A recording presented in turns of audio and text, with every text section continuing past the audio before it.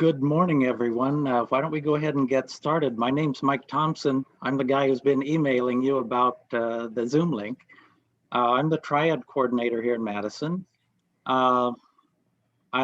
If you would please, because we have a really large group and to prevent noise, please mute yourselves unless you have a question to add, okay?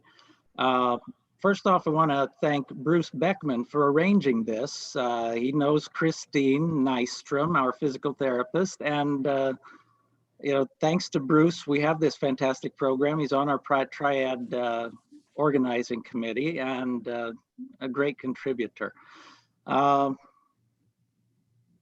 Kristine, why don't you tell us a little bit about yourself? Yes, definitely. So Kristine, I'm a physical therapist at Coventry Village, and I currently work with residents living in the independent, assisted living, and memory care units here. I am originally from Illinois, went to Illinois State, and then did my doctorate at Midwestern University. I love what I do. I definitely would say I have a passion for my job. I love working with people and seeing them progress and build their confidence to get back to their normal lives. So that's something that I really, embrace. And I have a husband and a 3-year-old son that we live in here in Middleton. And trying to think of a good, interesting fact. My son is super into dinosaurs right now, so I pretty much know every fact about dinosaurs. So one fun fact about me. That's funny. Funny. So, yes. All right. Should I get started? Yeah, why don't you go ahead and get started? We've got about 40 people right now, so. Awesome. Okay, perfect. Yep. So thank you all for attending my presentation today for what's up with falling down. So just to give you a quick heads up, if you could have a paper and writing utensil or pen or pencil available, we're going to do a little self-risk assessment for falls. And then at the end, we're going to do a little exercise portion. And so you're definitely free to join in with me. So you'll need like either a sturdy chair or counter for exercise. Okay. All right. There's my name again. So some objectives of today, we're going to go through the facts about falling, some fall risk factors, how to reduce those risk factors, and then we're going to go and do some balance and stability exercises. All right, so a couple facts. 25% of older adults, 65 and older, fall every year. And 1 out of 5 falls causes serious injury, such as broken bones or head injuries, specifically those hips. Those hips like to get broken when we fall quite a bit. And among older adults, falls are the leading cause of fatal injuries. And most falls actually occur during regular activity, both inside and outside the home. Many people who fall, even if they're not injured, become afraid of falling. This fear may cause a person to cut down on their everyday activities. So when a person is less active, they become weaker, and then this also increases their chances of falling. So it's really important for us to prevent those falls before they even start, so that that fear doesn't set in, because that is a really big indicator for falls. So a little bit about balance. There's 3 systems that make up the balance, your ability to balance. So your vision is your first one. Your vision provides your brain feedback on where you are in relation to your surroundings. So when you have your eyes open, your vision is constantly giving your brain feedback. So when you move your head to the left, everything in your vision moves to the right. This allows your brain to know where you are in space. The second system is your sensation or your body awareness. In the PT world, we call it proprioception. And this is your ability to feel your body in space. So you should be able to feel your body when you're weight shifting side to side, forwards or backwards. And it tells you where you are within gravity. And the next system is your vestibular system, which is your inner ear. So those little organs that sit in your ear, they're filled with fluid. They provide communication to your brain about where your head is in relation to gravity. So kind of like when you were a kid and you would spin and spin and spin and spin, and then you'd stop and you feel like you're still spinning. that's your vestibular system. It's still moving around in there. So those are 3 important systems that a lot of times we work on to improve balance. So some fall risk factors. Lower body weakness is a big one. You know, if you don't have a solid foundation, meaning your hips, ankles, core, knee strength, those are all what make up your solid foundation. They have to be strong in order for you to be stable. Limited mobility or poor flexibility. Again, being able to move through a full range of motion allows you to provide or perform your daily activities without having to do any compensations. So, you know, if you can't reach that upper cabinet or you can't reach that lower cabinet because you're tight in one area, you got to do something funky with your body some other way. That's going to, again, put you at increased risk for falls.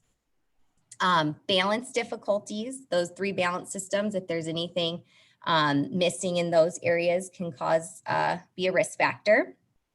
Difficulty walking, so having poor gait mechanics. So if you shuffle, your toes catch a lot, you're wobbling, swaying side to side, those all increase your risk as well. Lack of activity.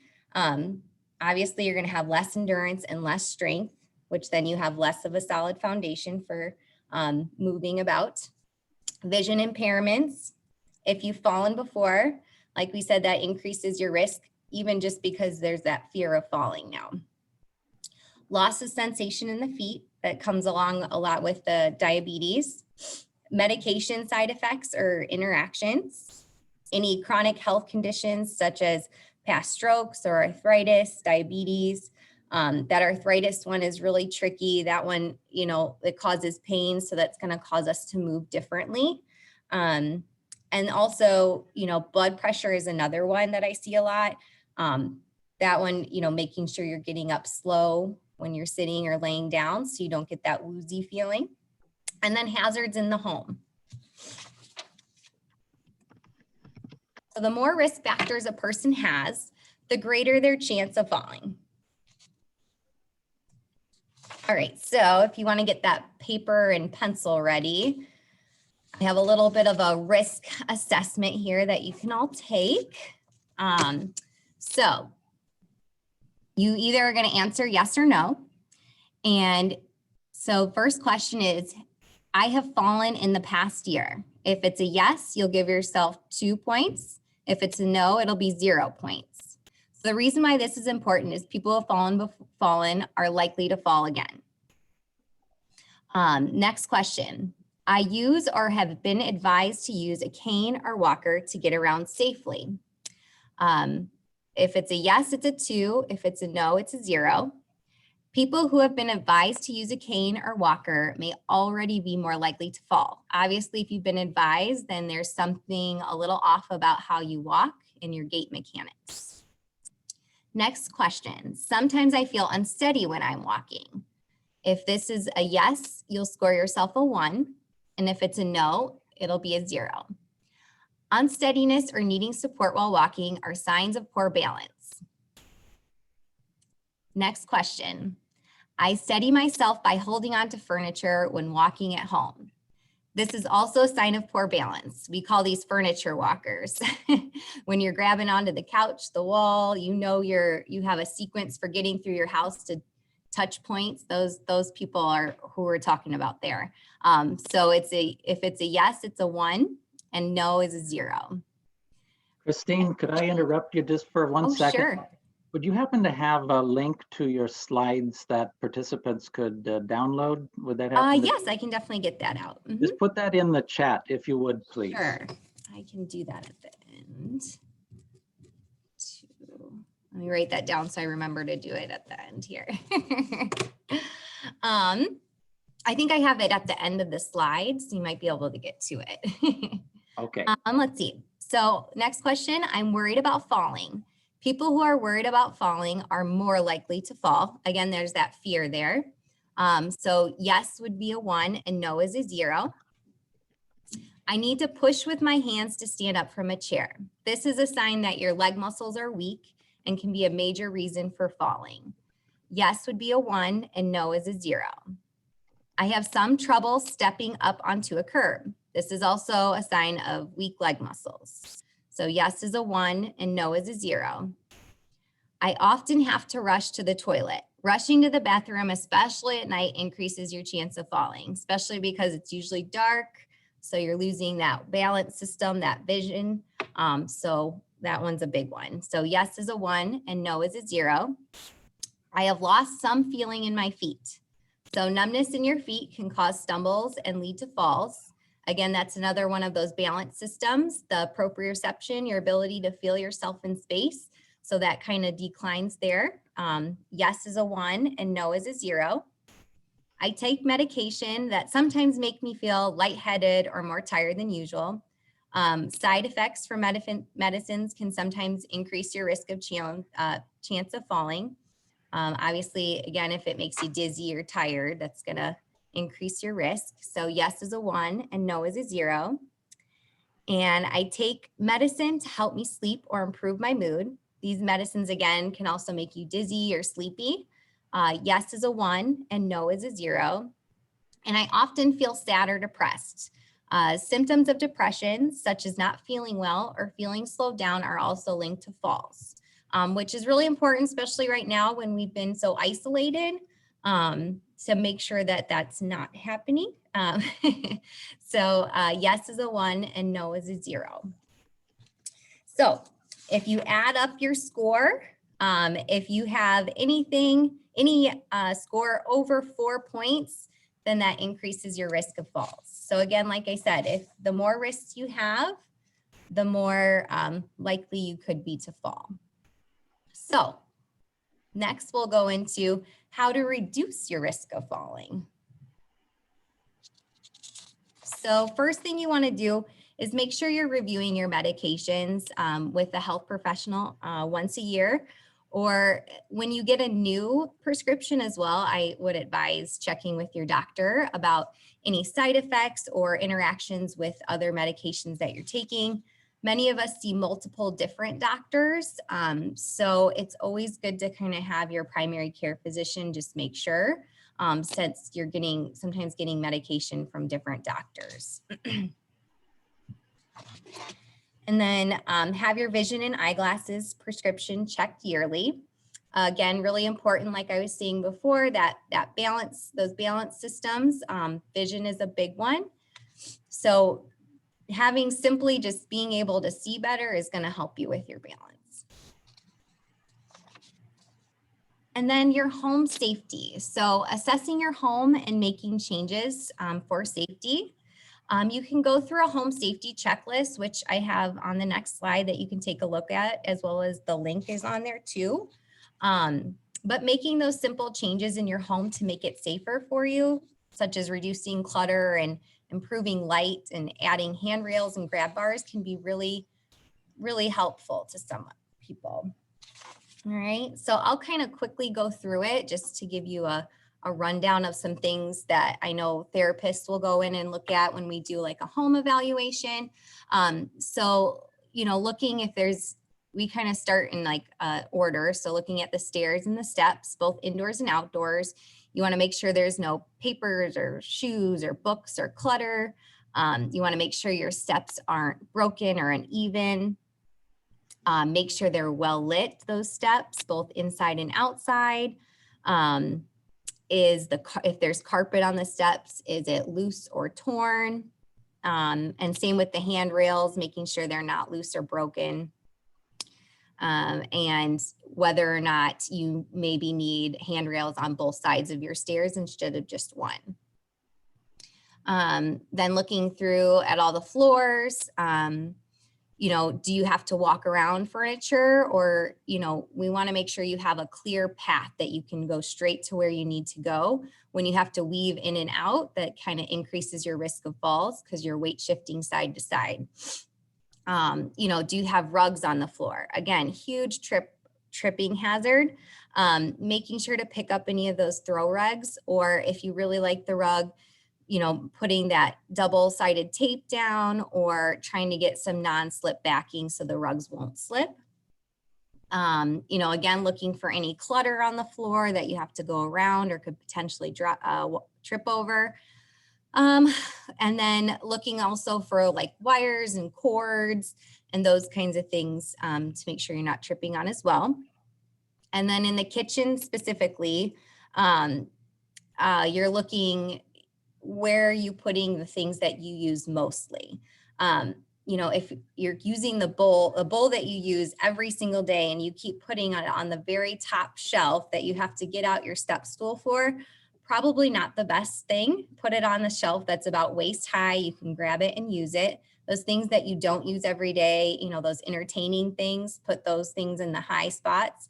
And things that you have to crouch down really low for, same thing, make those the things you use less. Just making sure if you do use a stepping stool that it is a nice sturdy one. And that you're, you know, pushing it up against the counter so that it has a little bit more support too. And then in the bedrooms, also in the hallways too, making sure that the lights are easy to reach. Those touch lights are really awesome so that they're right near your bed. Also making sure that your pathway from your bed to the bathroom is lit up. So putting in those night lights are really good because again, that vision is really important for our balance. And then in the bathrooms, you know, is your tub or shower floor slippery? If so, getting those rubber mats that stick are really good. Also thinking about whether or not you may want to install grab bars next to the tub or toilet or in the showers to assist you with getting in and out and up and down are really good things to use as well. Okay. All right, so kind of a quick recap on that. So for your home, just make sure you're removing any loose rugs or cords, make sure stairs have good tread and traction, ensure adequate lighting, avoid clutter in high traffic areas, making a clear path between the bed and the bathroom, consider installing grab bars in the bathrooms or showers, use of non-slip mats, making sure lights and phones are easy to reach. This is one also, the phone is a good one to have. Make sure you're able to reach that from the floor. So if you can kind of put it more towards the front of a stand of some kind or an end table so that if you do fall, you can reach it. I think that's a big thing. That's really important so that you're not waiting for someone to find you. You want to be able to contact somebody. Again, that's when you need to also think about whether or not one of those alarm devices might be good for you as well. And then making sure frequently used items are easy to access. A couple other things that I didn't put on here, proper shoe wear is a big one. You know, bare feet and slippers, probably not the best if you have some balance issues. You want to have, you know, shoes with good traction on them so that you don't slip. And they also help with your alignment for your body, keeping you just in a better mechanical posture that keeps you more steady. And then use of your assistive device. If you're told to use an assistive device, it's probably good to use it. I know a lot of us like to come inside and put it off to the corner, but there's a reason why, you know, they've told you to use it. So trying to make sure you use it and use it correctly.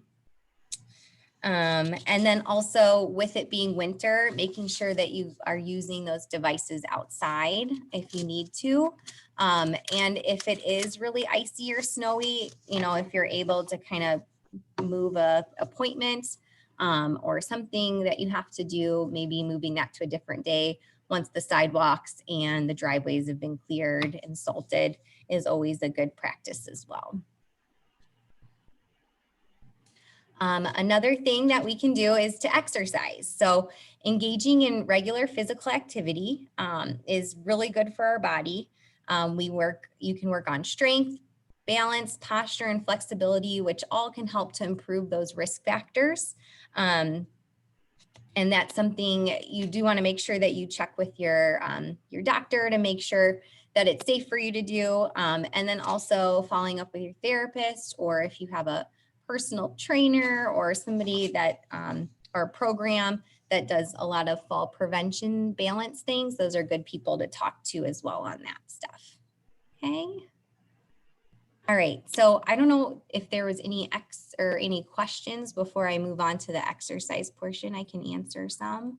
I don't know. Feel free, if you have questions, unmute yourself and pitch one at Kristine.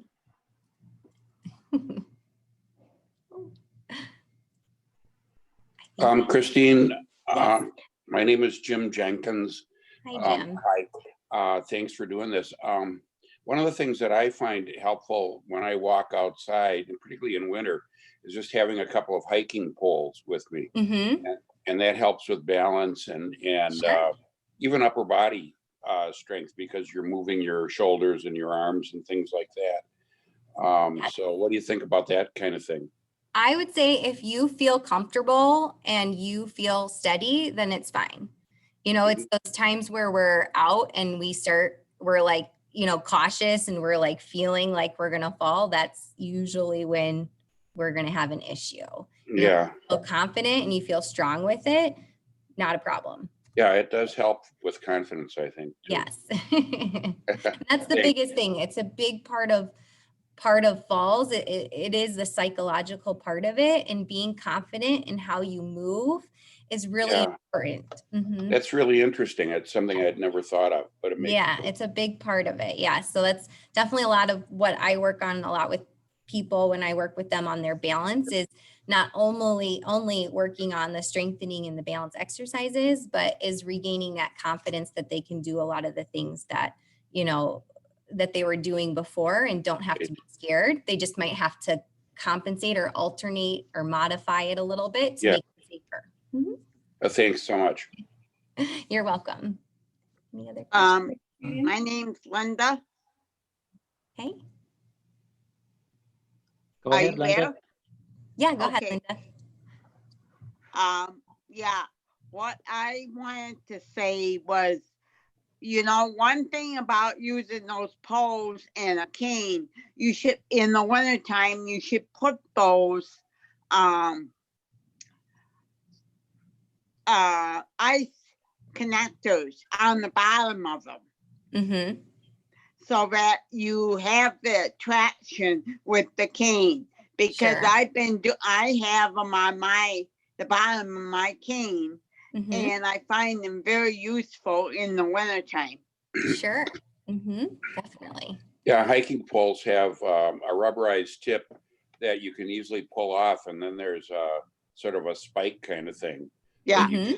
Snow and ice, and you can just leave them in your pocket and put them on and off as you need to, you know, as the sidewalk gets cleared or something, you know, you might not want to use them. So it's pretty convenient.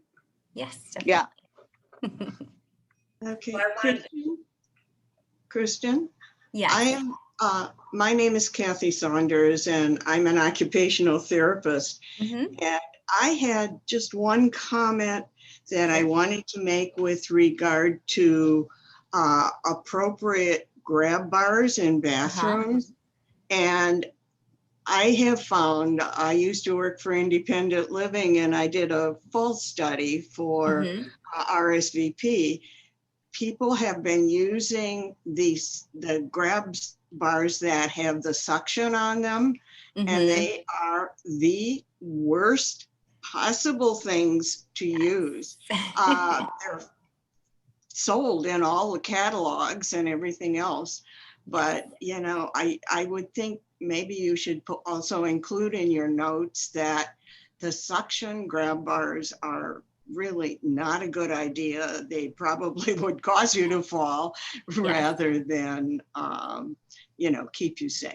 Yes, that's a great point. Thank you for bringing that up. I know you definitely want to have the ones that are actually installed, not the suction ones. Yes, completely. And I definitely also would recommend, before having anything permanently installed, is, you know, seeing about getting that somebody out there like an occupational therapist, they're great at that, is finding where exactly it should go, based on where your body is. Not all of us are tall, not all of us are short. So making sure that grab bar is in the right spot for you and what you need and how you move is really important.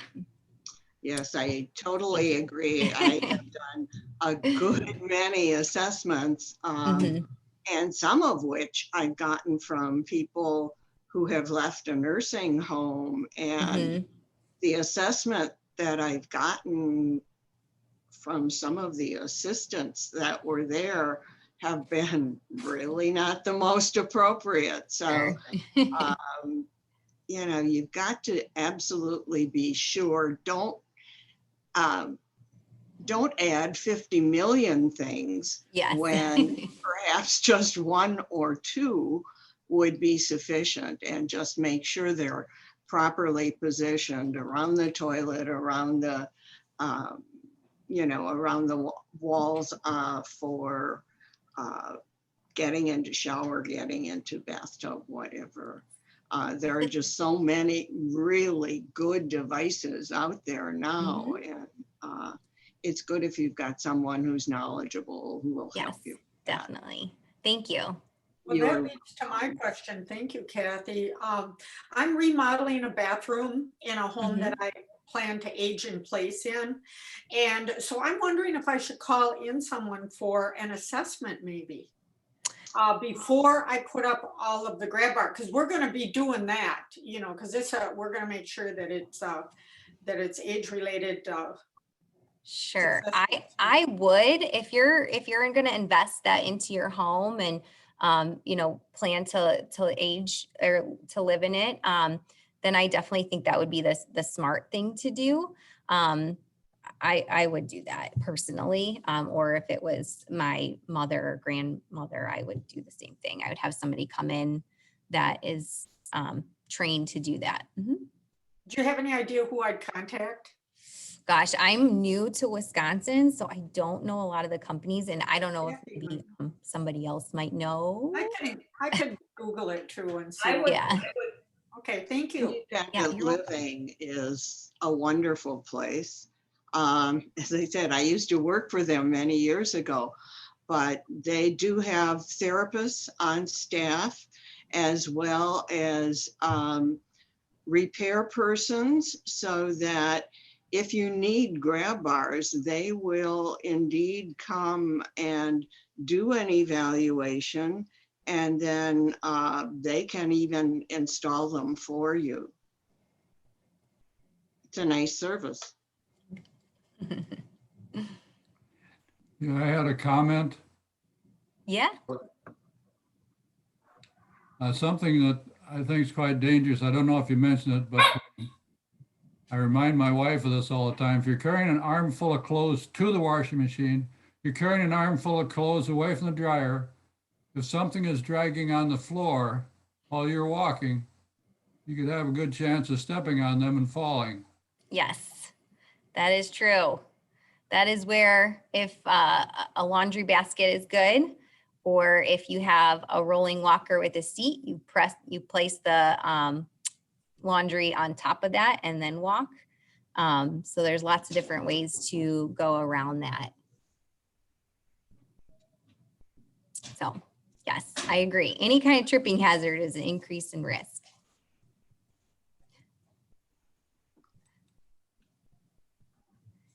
Any other questions? Anyone else? Yeah. All right. Okay, well, we'll move on to the exercise portion here. I'm just going to flip through the slides really quick, just so you can kind of get an idea of what I'm going to go through today. These are exercises just to get you started. This is not the end all be all of exercises. There's millions of exercises out there. This is just kind of a nice start. There's definitely always ways to make things easier or harder, which I'll try to mention as well throughout it. But I just kind of want to go through and kind of give everybody an opportunity to see what we're going to do. And then if they want to get, a sturdy chair ready or get themselves to a counter or buy a counter, those would be good too. Okay. So, heel toe raises and sitting. We're gonna do some seated marches, seated kicks, some hip abduction, sit to stands, heel raises, marching and standing, squatting, standing kicks. We're gonna do some balance exercises as well. So we call this one a tandem stance, a single leg balance, working on head turns and head nods. All right. And so we're going to start with more of the strengthening things. Again, this is kind of your increasing your ability to feel your body in space. That proprioception is really important, building that solid foundation. And then we'll move more to like balance, which works more with your vestibular and as well as your proprioception. Again, making sure that you can feel where you are in space to work on that balance. So I'm going to adjust my screen here, and so I'm hoping you guys can see me. Remember, everyone, that you can change your view to speaker view if you like, to get away from the slides, and want to see Kristine a little sharper. Oh yeah, that's right. Here, let me stop sharing my screen. Let's see. All right. Can you see me better now, or? Yes. Okay, perfect. And I look okay? You can all see my legs? All right, so first thing we're gonna do, which you can't see my feet, is the heel toe raises. So bringing those toes up nice and high, and then bringing them back down and lifting the toes up, leaving your heels down. So going up and down, we're gonna just keep going with that. Big thing is making sure you're sitting up nice and tall. With all the seated exercises, you can always engage your core by not slouching into the chair, sitting up nice and tall, tucking in your belly button. So we're gonna do about 10 more of these. And it's really important to have that ankle mobility to have your correct gait mechanics. So your ability to walk normally, to hit heel and then toe when you're walking, okay? All right, also a good one to do before you get out of bed in the morning, if you're sitting at the edge of the bed, just to get your blood circulating. Next one is seated march. Let's see here. So sitting up nice and tall, again, tucking that tummy in nice and tight, and marching, lifting one leg at a time.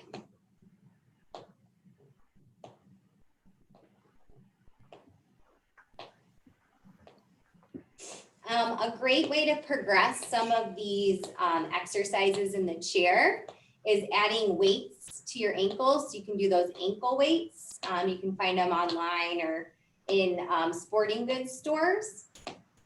So remember, adding weight is going to help to increase your muscle strength. It has to be somewhat hard for you to make a difference in your muscle. Okay. And again, another good one before we get out of bed, just to get our legs warmed up before we stand. Okay. Let's say, Kristine, somebody has let themselves go to pot, and then finally decided, geez, I got to turn my life around. Yes. I mean, how would you, I mean, my dad was in the nursing home for a long time. He had no activity, his muscles became weak very quickly. How would somebody first start off? And, how would you get restarted again? Sure. So obviously I'm a physical therapist, so I'm very much on the therapy side. I think getting a physical therapist is the first thing you do. Looking or asking your doctor to get that set up, because they can help start you with the correct exercises. So they are the ones that get you started. You're scheduled, so you're already going to be doing it a couple, 2 to 3 times per week to help build your schedule back up, or that consistency. Because that's obviously the hardest thing, is not actually doing the exercises, it's getting ourselves to do them. So you need that reliability to start. So whether or not that's, like I said, a therapist or a personal trainer even, And then once you kind of get in the routine and you know the exercises that you want to do, and then at that point you can kind of go off on your own. So that's usually what I would suggest. Thank you. Sorry to You're interrupt. welcome. All right. Next, we're going to do the seated kicks. So kicking the legs straight. Again, sitting up nice and tall. This is a good one to stretch out the back of the legs too.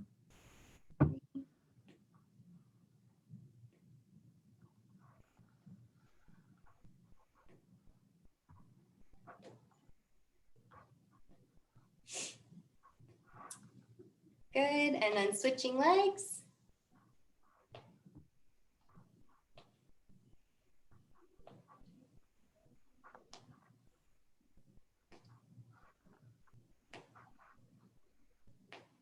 Eight, 9, 10. Good. Okay. All right, and then the next one I'll turn around for. So this one's good if you have like a resistance band to put around your knees. This one's really good for that, but just opening the knees apart and coming together, making sure you're kind of at the front of your chair though, because then you won't get the mobility. So just in and out. These are working those side muscles, which are really important for our balance. Those side butt muscles are really good. The stronger those are, the better we are standing stable.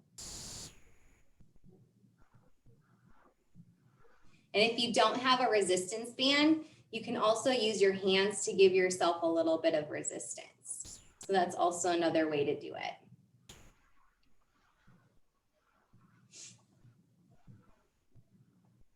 And using your hand gives you some exercise for your upper body too. Yeah, that's right. Yeah. That's right. 19 and 20. Good. Okay. Turn back around. All right. So next we're going to do sit to stands. Something we do every day, but we take it for granted. But it's important to be able to do them, to be able to get up and down off the toilet, in and out of our couch, up and down off the dining room table, chairs. So there's 2 ways you can do it. So the first way I'll show, we'll do 10 with using armrests.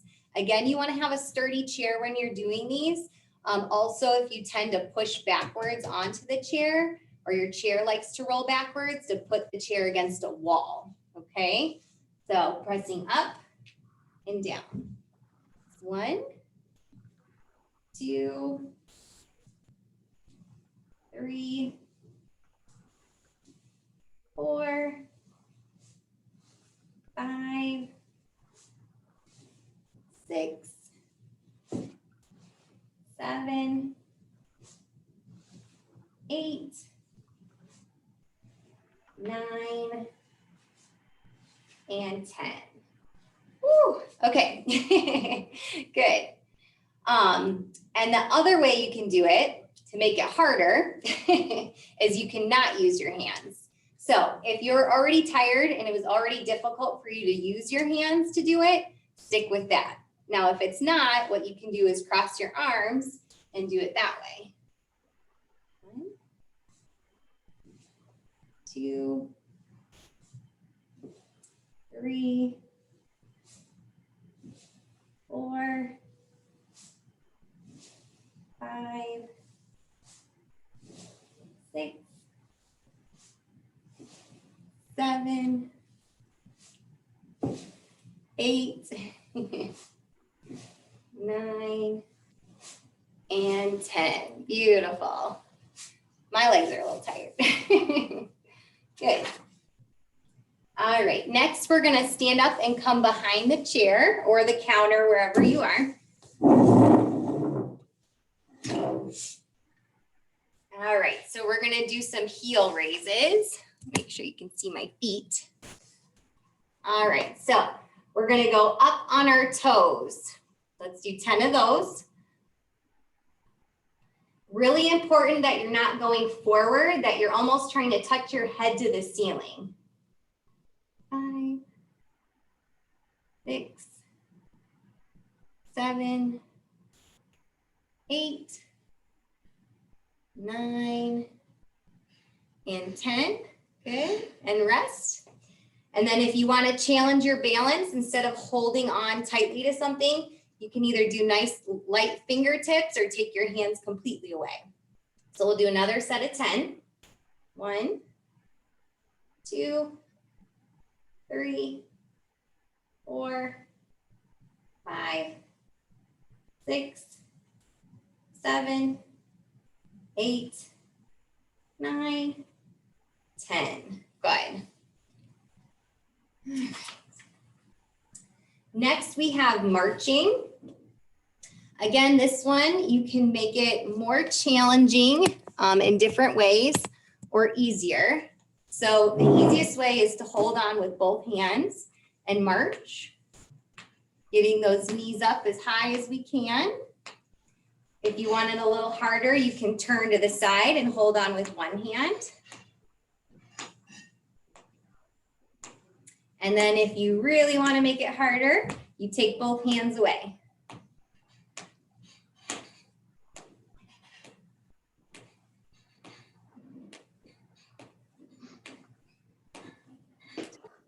Good.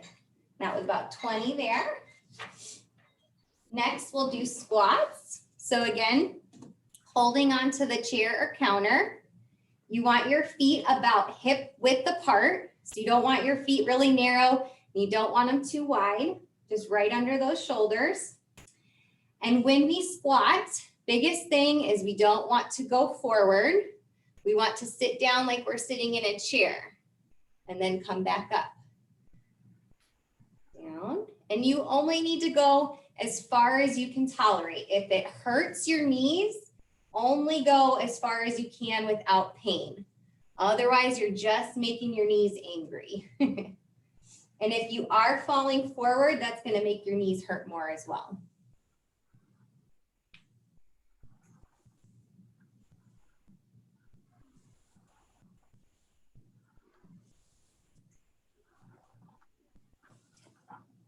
Good. Rest a second. We're going to do another 10. All right. Ready? 10 more.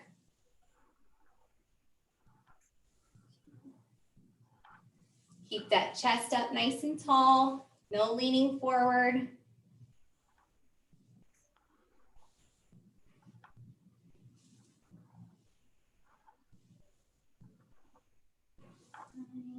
And last one, 10.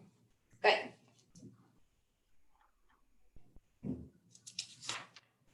All right. Then we have standing side kicks, which again are really good for those sides of the hips, those butt muscles on the side here, which help a lot with our stability. So standing and kicking to the side. And again, you can make it harder by doing light fingertips, taking your hands away completely and working on that balance a little bit more. But again, making sure that you're listening to your body, making sure that it feels challenged, but not unsafe.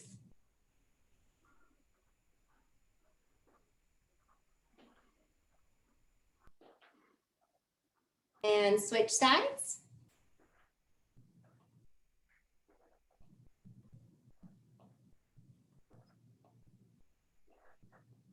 Six, 8, 9, 10. Good. We'll do 10 more on the other side.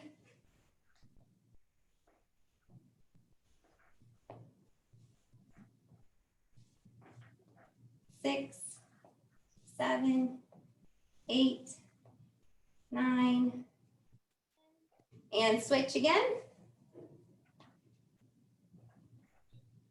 How fast should you be doing these, Kristine? Should you be really cracking them off, or? No. Just be a moderate speed. You don't want to do anything too fast or too slow. Just moderate speed. All right. Next, we're going to move into the balance. One thing I wanted to mention about those exercises is I like to do them either 2 or 3 times just to make sure that you kind of use the first time as a practice. And then the next 1 or 2 times you can really hone in on your form and your positioning and your pacing. Okay, so first balance one is called a tandem stance. Just want to make sure you can see my feet. So you can put one foot in front of the other. That's the ideal position. So toe to heel. If this is too hard for you, you can always bring your foot out further to the side. So you can always kind of modify it, bring it forward and out, or bring it back a little bit to kind of help with you, depending on where your balance level is at. But what you'll do is you'll get into this position, whatever works for you, and try to take your hands away. You're gonna balance like that. Again, if it's too hard to take your hands away, you know, light fingertips always works well too. And I usually try to hold these for about 30 seconds. Again, I usually do it 2 or 3 times with people. I can feel my ankles twitching, trying to keep me Yes, upright. yes. So again, that's working on that foundation. It works on your ankle, your knee, and your hip stability, as well as your balance and your ability to feel yourself in space. So, and then switch feet. And let's try again for another 30 seconds. Also works on those foot muscle strength too. This is a good one I do a lot for people that have flat arches, because it kind of helps those arches in the feet a lot too with balance exercises.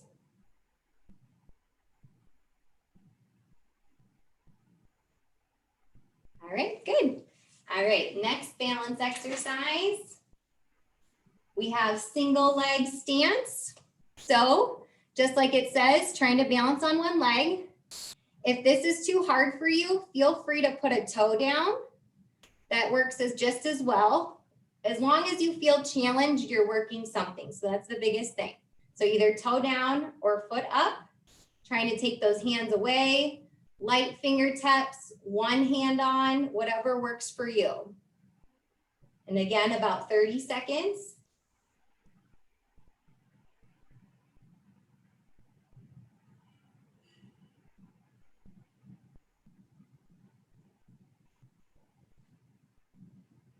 Good, and then we switch legs. And again, you can put that toe down or lift it up.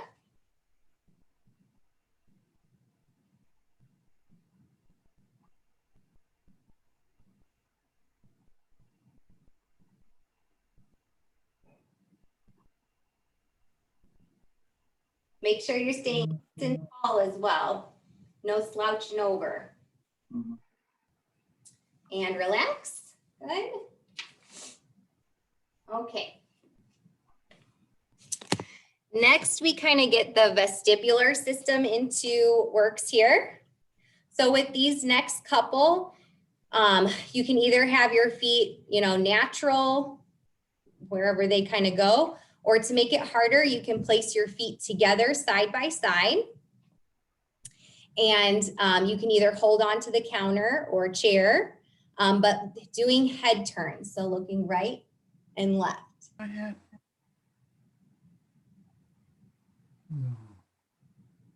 This would help with the stiff neck when you're driving Yeah. too, right? Yep. Well, you think about the grocery store, you're not ever looking just straight forward. You're looking side to side, up and down when we're walking around our kitchens. So it's really important to use our necks. They can sometimes throw us off balance, our vision.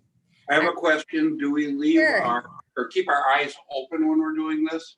You can keep your eyes open. I was going to mention this later, but you beat me to it. Another way to progress any of these balance exercises is to close your eyes. So that takes that vision out of it, and it'll actually force you to use more of your vestibular and your proprioception. So those other 2 factors that make up balance, so that way we're not so reliant on our vision. It's good to really push those other systems to work harder. So that's definitely one thing. A lot of times I'll tell people or work on, you know, balancing with our eyes closed. So that's another progression you can do. Thanks, Jim. Thank you. And then the last one is then looking up and down. So again, up and down. So bringing the chin up and the chin down. And again, you can have the feet either narrow or apart or holding on, whatever kind of works for you.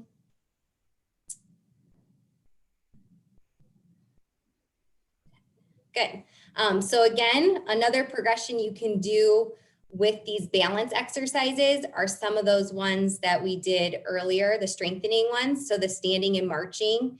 If you can march and look side to side, you can march and look up and down. So there's different ways of weaving and interweaving different exercises together to make things harder or easier. So again, that's why I always kind of say it's good to start off with like a trainer or a therapist to kind of get your starting point. And then from there, you can kind of progress and learn more. Or if you feel confident in, you know, your exercise and your ability to do things, you can, you know, kind of do that as well. So, you know, kind of start from where I gave you these exercises, or if you have somewhere else that you like to use, you know, you can use that as well. Are there any special considerations for people with knee replacement or hip replacement situations? No, well, the big thing with the hip replacement, it depends on where, you know, they did the surgery. There's some restrictions. You know, if they go from the back, you know, you don't want to lift past 90 or cross the legs, those kinds of things. So again, that's why it's kind of important to start off with somebody who kind of knows a little bit about, you know, exercise and any kind of past medical history things to make sure that you're abiding by those precautions that, you know, can really be anywhere. The knee, really, you can't do, the knee's fine. You shouldn't be able to, shouldn't have any precautions there, but the hip you can, depending on what kind of surgery they did. So. I had one knee replacement. Mm-hmm. And I noticed that some of these exercises, you know, the squatting and things like that, you know, were painful in that knee. And so I think, you know, I guess I would just let pain be my guide and just go to that point or a little above. Yep. And that's what I was thinking. I kind of mentioned before, I think we were doing the squats, listening to your body. If you have pain, modify it, you know, make it so you're not having the pain, because most of the time pain is telling your body that you're not supposed to do something. You're really, the no pain, no gain is not really a thing. It's just making yourself, it's just making whatever that body part is more angry. So if, you know, you're doing the squats and it's hurting, don't go down as far, you know, go to your tolerance. So I think the big thing is, you know your body the best. So you know, listen to it. The problem is you remember your body when it was your age. Yes. When it was in its early 30s yes. and even 40s. And you have the same expectations sometimes. Mm-hmm. You got to ditch those. Yes, yes. Most of the time our brain is younger than our bodies. That is 100%. And it should continue to feel that way. Continue to push your body to feel the same as your brain. Kristine, how about stretching and yoga? One question in the chat was about yoga. What do you suggest there? Great. I love yoga. I like yoga. I like Tai Chi. Those are both really good things that you can do. I know a lot of the like YMCAs have the silver sneaker programs and things like that that do that, or have classes. And there's, I think, lots of chair yogas online. So there's definitely different resources. And kind of one of those risk factors I talked about before was, you know, not having full range of motion and full mobility. Obviously, when you don't have those things, you have to compensate somewhere. And so then that can lead to falls. So definitely any kind of yoga and stretching is really good to do as well. Do you have any exercises for people who have neuropathy?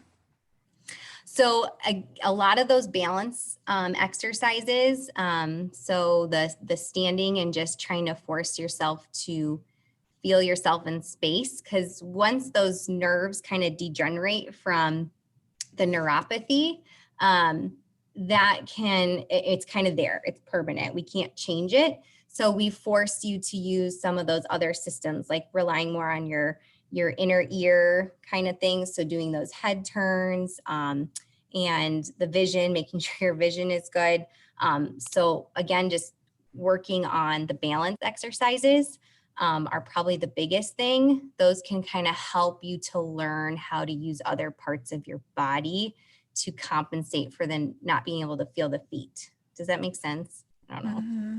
So like I said, I only gave you a couple of the balance ones, but there's tons of different balance things out there. They have those rocker boards that we'll use a lot. You can stand on and kind of rock back and forth, side to side. So just working on retraining your body how to feel where it is in space without being able to feel your feet. So it's using compensatory strategies usually. So Okay. I've also had 4 spine surgeries and have hardware from top to bottom and a hip replacement. Sure.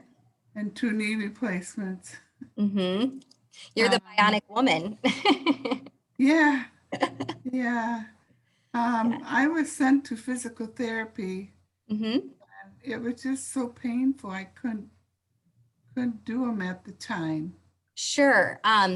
So I would say with that, so every therapist practices differently. You know, if you don't like the experience you're having, find a different therapist. So if this one is like, oh, like you're in pain, don't worry about it. You're going to be in pain. You're going to be in pain and they're not listening to you. Then you probably want to find somebody who kind of works more with how your body works. Okay. So I think that's really important.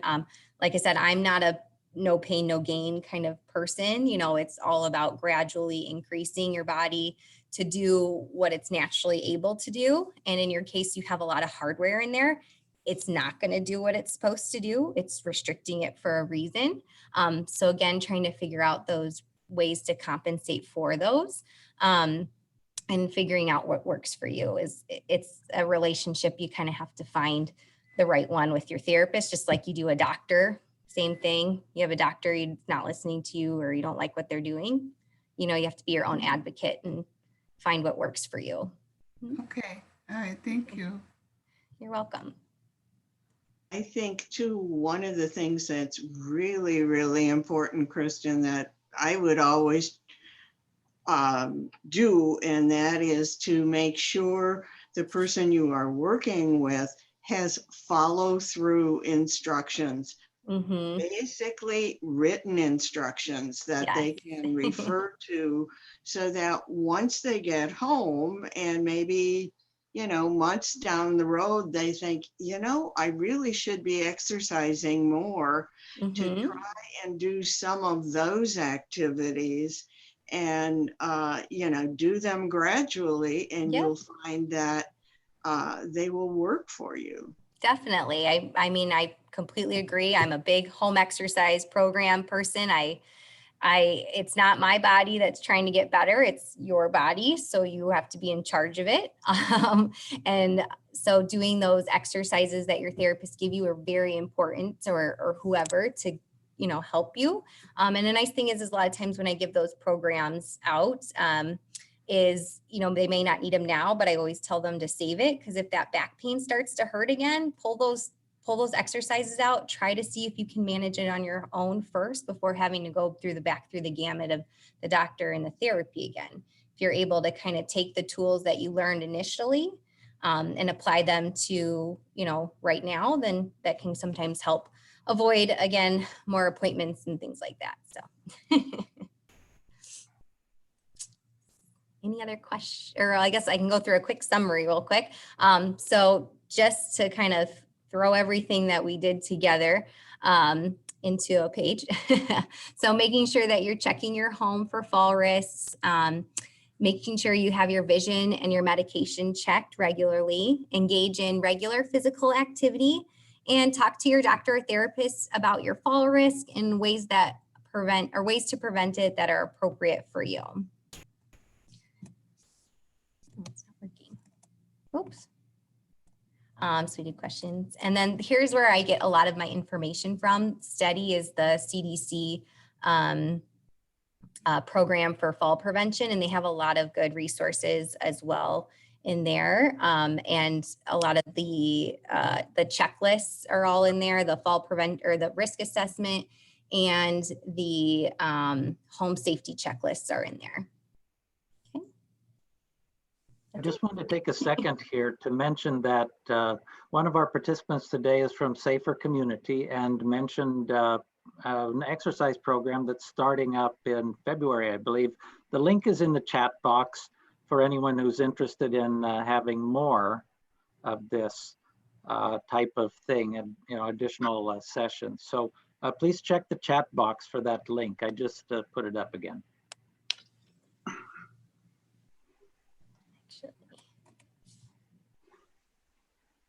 Did you want? Oh, yeah, and Kristine, did you have the link to your slide presentation, by the way? Yes. A number of people have I'll asked. put this in here. Okay, fantastic. And that this is where you can find everything here. Ah, not what I wanted.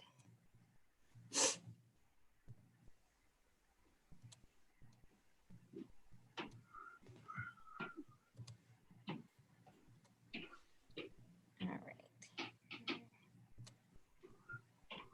And just a reminder, I'll have the video eventually on our YouTube channel. It's if you're searching for it, it's Triads of Dane County YouTube. And we have all of our recordings from the Triad Conference as well as our monthly programs. And so it's a great resource. That's good to hear, Mike. I had another webinar going on, so I was back and forth a bit. So will you be sending us an email with a link to that recording? I will, yes, yeah. Wonderful. Thank you. Thanks, Harold. Okay, Kristen, I'm sorry to interrupt you there. That's okay. No worries. No, I think that's all I have today, unless anybody has any more questions. I put the link in the chat. So that's kind of where I go to find all that stuff. So it should be there. Okay. I think if there's anything. Let me just jump in and say, Kristen, Sure. this has been great. Absolutely great. Good. Thank you so much. Yeah. You're welcome. I appreciate it. I had fun. Well, thank you, Kristen, very much. Really appreciate it. Thank Anyone you. else with final questions for Kristen? Okay, well, then we'll let you go have a cup of coffee, Kristen. Thank you for the workout. I got to go treat patients. So I got to go to work. Okay. Thank you. All right. Well, thank you, everyone, for participating. We really All right. appreciate your support. Thank you so Thank much. you. Bye, guys. Thank you. Okay.